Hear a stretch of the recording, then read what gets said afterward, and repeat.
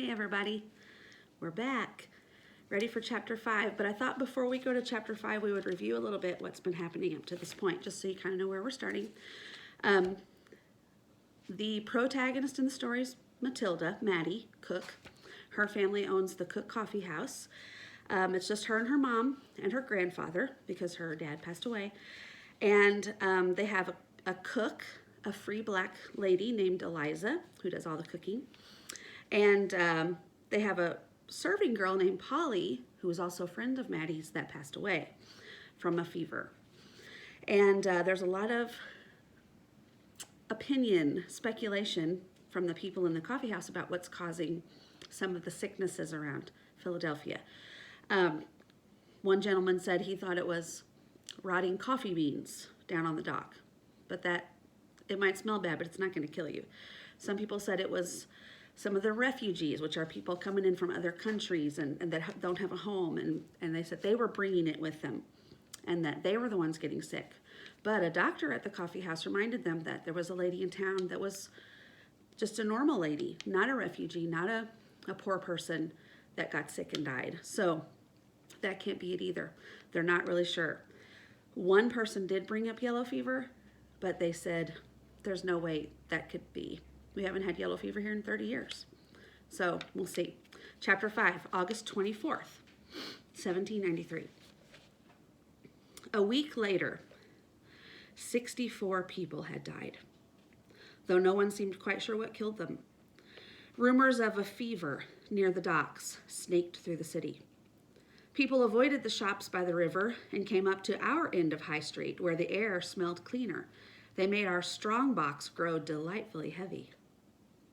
There was little time to mourn for Polly. I slaved from dawn until the stars shone. House chores in the morning, serving coffee in the afternoon, and cleaning after supper. Sleep became more precious to me than food. One night, I fell asleep in the necessary, which is the restroom, and woke with a fervent prayer of thanks that I had not fallen in. My first chance for escape came 8 days after Polly died, as Mother and Grandfather discussed their plans for the day. We need extra eggs, hard cheese, pippin apples, and savory, and lemons. I'll have to go to the market again, sighed Mother. I concentrated on a hoe cake spread thick with honey. You're too tired, Lucille. Send the child to the market, Grandfather suggested. I quickly swallowed the hoe cake. No, Matilda must stay home. I shall go. Mother fanned herself with her hand. It is uncommonly warm, isn't it? I jumped to my feet. Grandfather's right. You need the rest. Please let me go. Mother tapped her finger on the table. A good sign. She was thinking. Grandfather tried again. You've fussed for days because you don't like her serving customers. Let her run the errands. It will clear her head. Young people need outside air. The fingers stopped tapping. A bad sign. I was thinking of sending her to the country, to the Luddingtons at Gwynedd. You encourage her to go deeper into town, Mother frowned. The Luddingtons? The Luddingtons had a farm with disgusting pigs and dogs that bit. Any place would be better than the Luddingtons. Grandfather fed a cracker to King George. Must you be so gloomy, woman? You see darkness in every corner. Sending her away, your own child? You shock me. The Luddingtons aren't even family. I can't see the wisdom in that. We'll have to consider this at some length, he said, drawing out his pipe. The considering could take hours. The sun was growing hotter, and the larder stood empty. If I don't go soon, everything will be sold or spoiled, I reminded them. People don't stop eating eggs whenever there's a fever, do they? I had to get her attention away from that farm. The child's right, Lucille. She'll be fine. We must accommodate our lives to the fever for a few weeks, but we shan't overthrow our daily routine. It's important that we not lose our heads. But, Polly, Mother started. Whatever took that little thing away, it wasn't a fever. I promise you that, Grandfather said. It could have been a sudden pleurisy or a weak heart. You worry too much, always have. The market is the safest place in town, next to our own castle right here. Now let the child get some air. Mother pursed her lips for a moment and then nodded. I'll make a list for you. I know what we need, I quickly replied. Don't shop at any stalls below 3rd Street. Stay away from the 2nd Street market entirely. And no rambling today. You go to the market and then you come home. And do not let me hear of you loitering shamelessly in front of the Peel house. I turned so she could not see me blush. Why did it matter if I walked past the Peel house? I think we should buy extra bread at the Simmons Bakery. We're sure to run out again. Good idea, girl, said Grandfather. See there, Lucille? The child minds the shop as well as you. You mustn't be so hard on her. Come here, Maddie. Give this old soldier a kiss. I pecked his cheek, and he slipped a piece of hard candy into my hand. I dashed out the door before Mother could change her mind. As I crossed 4th Street, the noise from the market splashed over me like a wave. Here's your lily white hot corn. Get your nice hot corn. Fresh fish fit for the pan. Raspberries, blackberries. The market stall stretched for 3 blocks in the center of the street. West Indian women stood by their pepper pot kettles, stirring fragrant stew, while the hot corn girls walked up and down the street. The distant call of the charcoal man's horn sounded at the far end of the market. Chickens clucked and geese honked. Customers argued about the price of pears, and children ran everywhere. Eggs, pippin, savory. What else did she want? I thought, cabbage? Crab apples? I rolled the candy in my mouth. Hello, Miss Matilda Cook. Good morning, Mrs. Epler.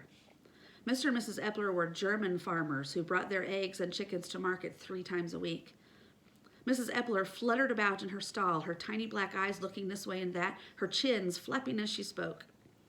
Mr. Epler was egg-shaped, narrow at the top and bottom, bulging in the middle. He never spoke. His wife leaned forward. I was just telling Mr. Epler here that your people would be already gone. All the farmers talk of this fever. She waved her arms, scaring the chickens in their pens at her feet. So much fever talk. Don't you believe it? I asked. Them that are sick should go to church. City folk and sinners at the dock. They don't visit the church, and God gives them the fever, a sign from God. The Bible says the soul that sinneth, it shall die. Mr. Epler nodded his head solemnly. Did you go to church last week, Miss Matilda Cook? Mrs. Epler leaned her beak forward. Yes, ma'am. Mother never lets me stay home. She's a good woman, your mother. You go to church and you have no worries. How many eggs do you want? With the eggs carefully tucked in my basket, I moved on to Mr. Owens' stall. He wrung his hands and apologized for his sorry-looking cabbages. We were lucky to get those, what with this drought and all, he said.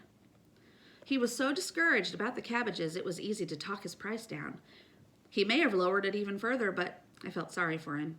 He had more children on his farm than he could count on 2 hands. The extra money was just what I needed to buy a bag of hard candy. The next stall had fresh lemons. I scratched the peel and held one up to my nose. Paris would smell like lemons, far away and wonderful. I bought a dozen and kept one in my hand as I shopped. There was no savory to be found, and the apples were small and knobbly. Mrs. Hotchkins charged an outrageous price for a moldy piece of cheese, but there were no other cheese sellers. I had to use all of my hard candy money. I did not tell her good day. As I rounded the butcher stall at the far end of the market, someone grabbed my basket and spun me around. I clenched my fists and whirled to face my assailant. It was Nathaniel Benson. My stomach flipped over like an egg in a skillet. I brushed my hands down my apron. Little Maddie has come to market. Are you sure you aren't lost? He teased. Nathaniel Benson. He looked much more like a man and less like a boy than he had a few months earlier. He had sprouted up over my head. Stop, I told myself. You shouldn't look at him as if he were a racehorse for sale. But his hair did have a beautiful chestnut color. I often walked past the Peels house, but I rarely had the chance to speak to him. His work as a painter's assistant required long hours. He was known to stroll past the coffee house from time to time, but Mother kept me busy when he approached. He wasn't suitable, she said. He had no future. He was a scamp, possibly even a scoundrel. Last New Year's Day, Nathaniel had rubbed snow in my face and chased me across the ice. I pushed him into a snowbank, and Mother sent me home in disgrace. The following week, he took me to watch Blanchard's balloon fly away. He also thought it would be marvelous to visit Paris. Nathaniel Benson. I cleared my throat. Good afternoon, Nathaniel. Kindly return my basket. Is that all you have to say? You disappoint me. I thought you would send me sailing into the horse trough at least. I guess you respect my new position as a man of the world. You are not a man of the world. You clean paintbrushes. Though for the life of me, I don't know why Mr. Peel bothers with you. And you will end up in that trough if you don't give me back my basket. I paused. Your shoe buckle is missing. What? I grabbed the basket as he looked down to inspect his shoe. Very funny, he said. Why are you here? I asked. Shouldn't you be working? He snatched an apple from my basket and took a bite. Master Peel gave me the day off. He has a committee meeting with the mayor and a visit with a banker. I ruin so much when he's there, he's afraid to let me work unsupervised. So the day is mine, and I'm going fishing. Want to come? Fishing. I hadn't been fishing in months. And I'd known Nathaniel since I was a baby, so I could probably roll my sleeves up above my elbows in his presence, as long as Mother didn't see it. He raised an eyebrow and his eyes sparkled. Trout. He smiled and I got a chill. When had he started smiling at me like that? Maybe I wouldn't roll up my sleeves. One had to be careful with elbows, boys. I would fish like a lady, with good posture and a demure manner. I could set the eggs in the stream so they wouldn't spoil. Bong, bong, bong. The bell at Christ Church tolled heavily. Why is that ringing? Asked Nathaniel. It's not the hour. A little boy sitting on the cobblestones covered his ears. The chattering marketplace voices hushed as the ringing continued. Every face turned toward the bell, swaying in its tower. Another person dead, said the butcher. He brought his cleaver down, slicing a mutton leg on his table into 2 pieces. The bell rings once for each year the person lived, he explained. 19, 20, 21, counted Nathaniel. The bell stopped. 21 years old. Do you think it was a fever victim?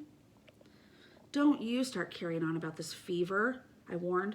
When Mother isn't hollering at me about something I've done wrong, she's moaning about the fever. I lowered my voice. Did you hear about Polly Logan? He nodded. Hard to believe, isn't it? I recall you pummeled me once when I stole Polly's doll. I remembered that too. She loved that doll. I turned away so he couldn't see the tears in my eyes. Nathaniel put his hand on my shoulder. I'm sorry. I didn't mean to make you cry. His hand felt kind and warm. I miss her. I didn't even get to say goodbye. I wiped my eyes on my sleeve and cleared my throat again. Enough about that. We won't talk about it anymore. Suit yourself. Nathaniel stuck his hands in his pockets and stared at the cobblestones. I balanced my basket on my hip. Conversation started up around us as the last echo of the bell died. You won't catch anything, I said. Fish don't bite this time of day. Nathaniel grunted. He knew I was right. Well, he started. I must go, I interrupted. There's so much to do at the coffee house. Good luck with your paints. I curtsied awkwardly, stepping on my shift and nearly falling on my face. Nathaniel tipped his hat to me like a gentleman. I tried to walk away with my head held high. I could still feel the weight of his hand on my shoulder. Good luck with your paints? Did I really say that? What a ninny.